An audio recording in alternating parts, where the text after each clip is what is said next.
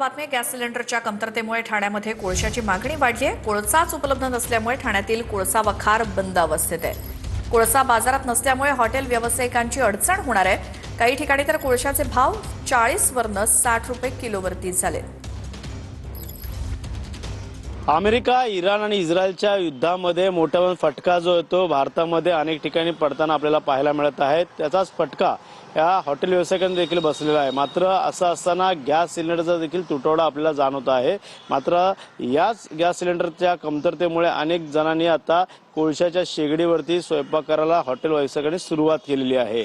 मात्र असं असताना कोळसा ज्या ठिकाणी घेतला जातो, ज्या ठिकाणी विकला जातो, ही ती वखार आहे। या ठिकाणी अनेक जे आहे ते कोळशासाठी ट्रक आणि टेम्पो येऊन भरलेल्या अवस्थेत असतात। मात्र आता हेच गोडाऊन जे आहे ते वखार जे आहे ते पूर्ण रिकामं झालेलं आहे। त्याचं कारण म्हणजे कोळशाची आवक आणि डिमांड जी आहे ती वाढलेली आहे।